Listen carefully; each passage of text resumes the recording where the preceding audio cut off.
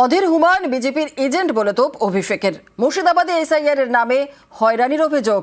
অধীর Humayun commission বিজেপির 3 agent বলে আক্রমণ। 3 এজেন্টের বিরুদ্ধে তৃণমূল লড়ছে বলে বার্তা অভিষেকের। এই মুর্শিদাবাদ জেলা অষ্টাদশ শতাব্দীতে অবিভক্ত বাংলার রাজধানী ছিল। সেখানে মানুষকে লাইনে দাঁড়িয়ে স্বাধীনতার 78 বছর পরেও নাগরিকত্বের প্রমাণ দিতে হচ্ছে। এর জন্য বিজেপি 3টে এজেন্সিকে এই জেলায় কাজে লাগিয়েছে।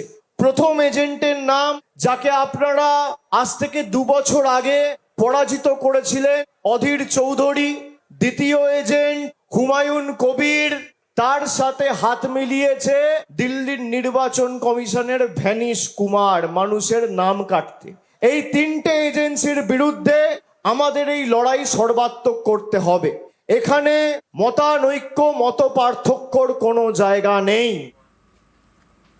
পাল্টা তৃণমূলকে নিশানা বিজেপি মুখপাত্র দেবজিৎ সরকারের। হুমায়ুনের তৃণমূলের বি টিম বলে নিশানা।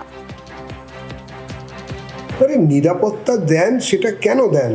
হাইকোর্টের অনেক জায়গায় অবজারভেশন আছে, নিরাপত্তা তো এরকমভাবে বিজেপি কাউকে পাইয়ে দিচ্ছে এরকম হতে পারে না। হয় জেনে শুনে বলছে অথবা না জেনে বলছে এবং মানুষকে বিভ্রান্ত করছে। সামনে ভোট, তৃণমূলকে সরাতে হবে, বিজেপিকে আনতে হবে।